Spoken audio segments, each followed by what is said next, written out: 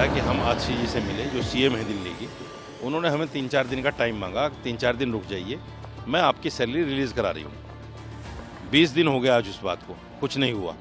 हमने इनसे गोपाल मोहन जी से कहा कि आप हमें केजरीवाल जी से मिलवा दीजिए। हो सकता है आतिशी जो है वो काम ना कर पाएँ जो अरविंद केजरीवाल कर लें, जाहिर बात है, चूँकि वो संस्थापक हैं पार्टी के। उन्होंने कहा ठीक है, मैं करा देता हूँ। 4-5 महीने हो गए नहीं करा रहे हैं ये। फिर परसों हम लोग इकट्ठे होकर आ गए। परसों हमने इनसे बात की, हैंड फ्री करके मैंने ऐसे ही मीडिया के सामने की। इन्होंने कहा कि परसों शाम में आ जाओ, 5 बजे आपको मिलवा देता हूँ केजरीवाल जी से। आज ये कहानी बन रही है कि साहब 1 हफ्ता रुक जाइए। 1 हफ्ता, हम 1 हफ्ता भी रुक जाएं, लेकिन 3-4 तारीख में इलेक्शन का ऐलान होने वाला है। जैसे ही ऐलान होगा आचार संहिता लग जाएगी। उसके बाद में फिर ग्रांट का कोई मतलब ही नहीं, ग्रांट नहीं मिल सकती। अगर ग्रांट मिल जाए तो सैलरी तो मिल सकती है, लेकिन ग्रांट नहीं मिल सकती, कोई फंड जारी नहीं हो सकता आचार संहिता में, ये तो आप भी जानते हैं। तो हमारा कहना ये है कि आप आचार संहिता से पहले कम से कम हमारा फंड तो जारी कर दीजिए। सैलरी और 2 दिन बाद में मिल जाए, 10 दिन बाद में मिल जाए, कोई दिक्कत नहीं, लेकिन ये उस पर भी राजी नहीं है। करीब 240 लोग हैं जिनको अभी तक सैलरी नहीं मिली 17 महीने से। पहले भी एक बार करीब 1.5 साल की सैलरी रुक गई थी, फिर कुछ वक्त की इन्होंने दे दी, 1 साल फिर बीच में रोक लिया, फिर अभी जो है दोबारा 17 महीने हो गए अब। दोस्तों अस्सलाम वालेकुम, मैं हूं मौलाना साजिद रशीदी और आप देख रहे हैं मेरा चैनल MSR न्यूज। आज हम बात करेंगे दिल्ली सरकार की नीतियों पर। मैं आपको एक बात बताता चलूं, दिल्ली सरकार के अंडर में दिल्ली वक्फ बोर्ड आता है। दिल्ली वक्फ बोर्ड के तकरीबन 240 इमाम हैं। 240 इमाम की 18 महीने से सैलरी नहीं मिल पा रही है और इमाम पिछले 6 महीने से बहुत परेशान हैं। सीएम आतिशी से भी मिले, गवर्नर से भी मिले, छोटे बड़े जितने अफसर हैं उन तमाम लोगों से मिले, लेकिन अभी तक सैलरी का कोई समाधान नहीं हो पाया। आज उस टाइम हमें बड़ा दुख हुआ जब केजरीवाल ने आतिशी जी को साथ लेकर एक ऐलान किया कि साहब हम ग्रंथियों को और पुजारियों को 18,000 रुपए सम्मान निधि के तौर पर देंगे अगर हम इलेक्शन जीत जाते हैं। इसी पर हम बात करेंगे। एक पहले योजना भी इन्होंने महिला योजना शुरू की थी। यानी दिल्ली सरकार के जो काम हैं, जो नीतियां हैं, उस पर बात करेंगे। मेरे साथ 2 खास मेहमान मौजूद हैं। सैयद जवाद हैं जो राजनीतिक विश्लेषक हैं और हाजी मेहरदीन रंगरेज हैं जो MIM के जनरल सेक्रेटरी हैं दिल्ली के, और माशाल्लाह बाबरपुर विधानसभा से MIM के नुमाइंदे हैं, चुनाव लड़ रहे हैं। ये बड़े हमारे लिए फख्र की बात है, हमारे भाई हैं, अल्लाह इनको कामयाबी दे। तो मैं इन दोनों का शुक्रिया अदा करता हूं और इस्तकबाल करता हूं अपने चैनल पर। हाजी साहब, एक सवाल मेरा ये है कि MIM ने जैसे आपको चुनाव मैदान में उतारा है, ऐसे ही ताहिर हुसैन को भी चुनाव मैदान में उतारा है। मैं पहले एक सवाल आपसे पूछता चलूं केजरीवाल के उससे। केजरीवाल ने हाजी ताहिर को, चूंकि हाजी ताहिर काउंसलर थे उनके जिस वक्त जेल गए थे, हाजी ताहिर को टिकट नहीं दिया। आप इसको कैसा देखते हैं? देखिए, ताहिर भाई पे एक इल्ज़ाम लगा कि दिल्ली दंगे का जिस तरीके से उनको विलन बनाया गया दिल्ली दंगे का, उससे पहले केजरीवाल कई बार ताहिर भाई के घर पे गए और वहाँ पे जो है खूब खाना वाना भी खाया। खूब उनसे अच्छा आदमी कोई उनको नज़र नहीं आता था, मगर जब दिल्ली दंगे में उनका नाम आया तो कहा उनको डबल सजा दो। मगर एक उन्हीं की पार्टी के नरेश यादव हैं जिनने हमारी कुरान की बेअदबी करी मलार कोटला में, पंजाब में, जी और उसको उन्होंने दोबारा से टिकट भी दिया और उसको प्रत्याशी भी बनाया। उसको 2 साल की सज़ा और 11,000 रुपये का जुर्माना कोर्ट ने करा, तब उसको मुलजिम माना क्योंकि उसके खिलाफ सारे सबूत थे। जी उसके जी बावजूद उसको टिकट दिया। फिर उसके बाद हमने जो है उसका पुतला केजरीवाल का और नरेश यादव का पुतला जलाया मुस्तफा कॉन्स्टिट्यूंसी में। जब जलाया तो हम देख साजिद भाई जितने भी कांग्रेस के प्रत्याशी थे, जैसे अब्दुल रहमान है, अली मेहंदी है, आरिफ जी जी मोहम्मद खान है, इन सब लोगों ने हमें हमारी कॉपी करके उसका पुतला जलाया। आखिरकार हमारी जीत हुई एकता की और जी केजरीवाल को अपना स्टैंड चेंज करना पड़ा, वो प्रत्याशी उन्हें बदलना पड़ा, ये जी हुआ। और ताहिर के साथ नाइंसाफ़ी हुई। आपने एक वीडियो देखी होगी जिसमें ताहिर ऊपर छत पे खड़ा था, तब वहाँ पे ना कोई पत्थर थे, ना कोई बोतलें थी, पेट्रोल बम था, किसी तरीके की जी कोई चीज़ नहीं थी। मैं मगर आपको बताता चलूं हाजी साहब, हुँ, जिस दिन का ये मामला है, हाजी ताहिर को जिस दिन पुलिस ने उठाया उनकी छत से, 8 बजे मेरी बात हुई हाजी ताहिर से।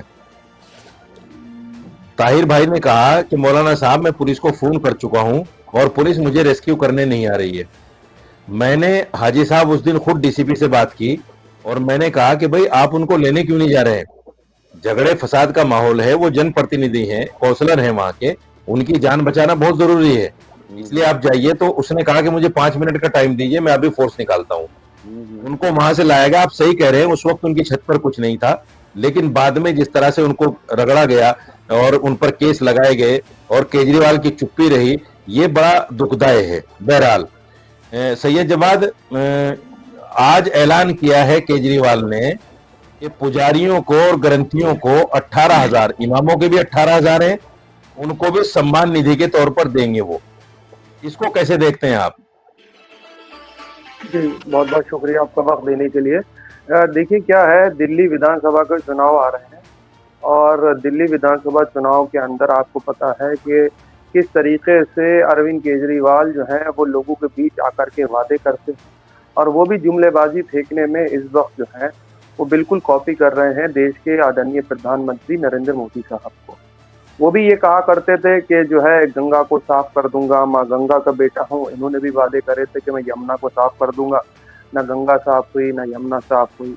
और आप देखिए जिस वक्त दिल्ली के अंदर 2020 में सीएनआरसी के दंगे हुए, उन दंगों के अंदर जिस तरीके से खासतौर से मुसलमानों को एक तरीके से टारगेट करा गया, बदनाम करा गया और दंगे होते रहे और केजरीवाल साहब जो अपने घर से बाहर नहीं निकले। 52, 53, 50 लोगों की जान चली गई, हिंदुओं की भी गई, मुसलमानों की गई, बड़ा अफसोसनाक था।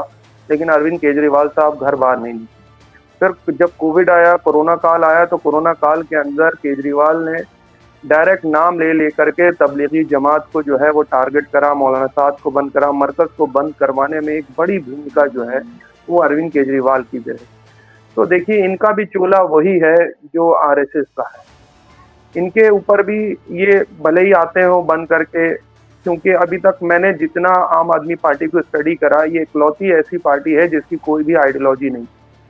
कभी वो कट्टर ईमानदार हो जाते हैं, कभी वो कट्टर जो है हिंदू हो जाते हैं, कभी वो अपने आप को दिखाने की कोशिश करते हैं कि मुसलमानों के वो रहबर हैं। जब दलितों का मौजू आता है तो उस पर भी खामोश होते हैं, डर करके पॉलिटिक्स करते हैं। एक अभी तक साफ क्लियर स्टैंड जो है वो अभी तक मुझको नहीं दिखा। आपको याद होगा इन्हीं के एक विधायक पूर्व मंत्री ने बाबा साहब भीमराव अंबेडकर की प्रतिज्ञाएं ले ली थी। और जब बीजेपी आरएसएस ने, आपको याद होगा यही जंतर मंतर पे, तो उस अपने ही विधायक मंत्री का इन्होंने इस्तीफा ले लिया। एक तो ये है, तो आपको साफ दिख रहा होगा किस तरीके से मुसलमानों के भी अगेंस्ट में एक विचारधारा है इनके यहाँ। कुछ लोग हैं जो काम कर रहे हैं, जो उनको एडवाइजरी देते हैं या एडवाइस देते हैं, और दूसरा दलित विरोधी भी आप देखिए, बाबा साहब भीमराव अम्बेडकर के अपमान को लेकर के आए नहीं। तीसरी मैं आ रहा हूं, अब अभी जो जी आपने मौजू उठाया हुआ और मैंने भी कई एक चैनल डिबेट को उठाया कि जो हमारे यहाँ के इमाम हैं, जो हमारे यहाँ के मौज़िन है, लगभग 1.5 साल से ऊपर हो गया उनको सैलरी नहीं थी। जी जी, केजरीवाल साहब से मैंने और उनके कई प्रवक्ताओं से कहा कि भाई साहब ये भीख नहीं है, ये हमारा हक है।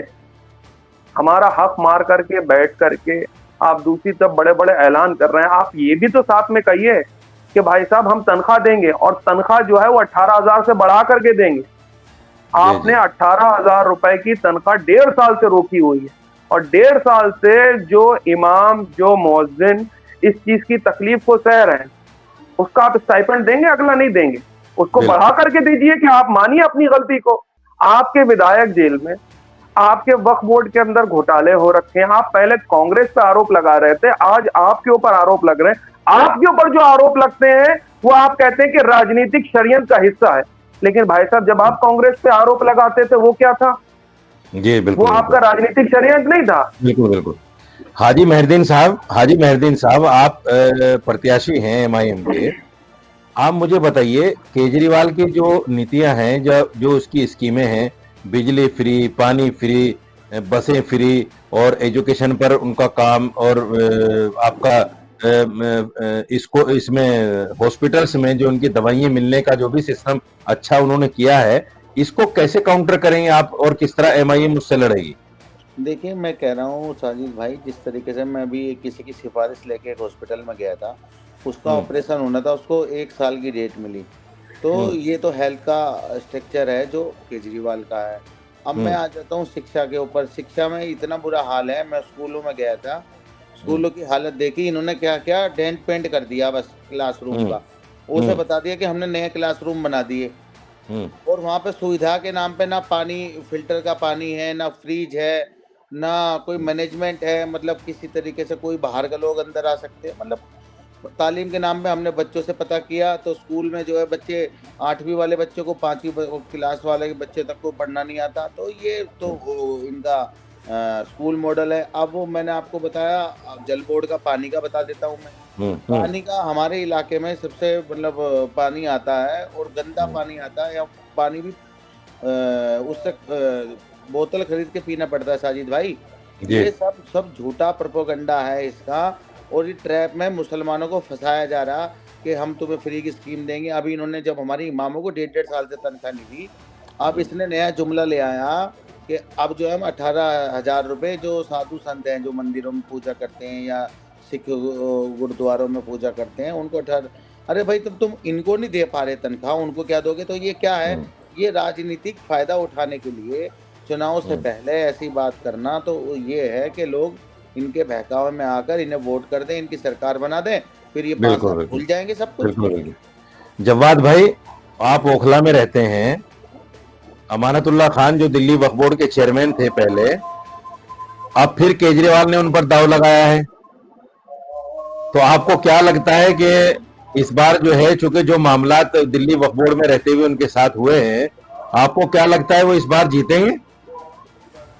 बेइंतहा साजिद साहब नाराजगी है उनके खिलाफ, लोगों को जी बेइंतहा ओखला के अंदर नाराजगी है। जी और उस नाराजगी का हो सकता खामियाजा जो है वो उनको भुगतना पड़े। 10 साल से जो है उनको लगातार देखा, और पूरे बड़े मार्जिन से जो है वो ओखला ने जो है वो जिता करके भेजा था। लगभग 1,32,000 या 30,000 के आसपास, मुझे एग्जैक्ट फिगर याद नहीं, लेकिन लाख से ऊपर के आसपास जो है सबसे बड़ी जीत जो है वो ओखला से आम आदमी पार्टी की हुई थी।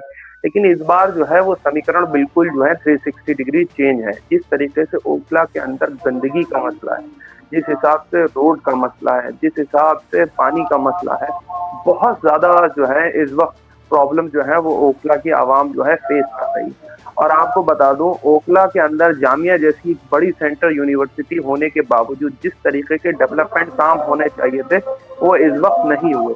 तीसरी सबसे बड़ी बात करूँ, आप कह रहे हैं आइडियोलॉजी की, मैं बड़े इस बात को कई दफ़ा कभी उठाया मैंने कि अरविंद केजरीवाल साहब की जो उनकी आइडियोलॉजी क्या है, जी और आज तक उनकी आइडियोलॉजी जो है वो ये नहीं डिसाइड हो पाई कि किस आइडियोलॉजी के आधार पर वो चलते हैं। देश के अंदर कांग्रेस की आइडियोलॉजी है, सेंटर्ड आइडियोलॉजी है, लेफ्ट की आइडियोलॉजी है, वो एक आइडियोलॉजी है, बीजेपी की आइडियोलॉजी है, और जो है समाजवादियों की अपनी एक आइडियोलॉजी है, बहुजनों की एक अपनी आइडियोलॉजी है। वैसे वैसी साहब की कुछ ना कुछ तो आइडियोलॉजी है कि वो मुसलमानों के लिए या और संविधान। लेकिन अरविंद केजरीवाल साहब की कोई आइडियोलॉजी आज तक क्लियर नहीं है। कैसी है? पंजाब में जाएंगे तो वो खालिस्तानियों को सपोर्ट करने लगे, दिल्ली के अंदर रहेंगे तो कट्टर ईमानदार और कट्टर हिंदू की छवि करेंगे, यूपी के अंदर और बिहार के अंदर कुछ एक इलाकों में जाएंगे तो अपने आप को बड़ा सेक्युलर और दिखाने की कोशिश करेंगे।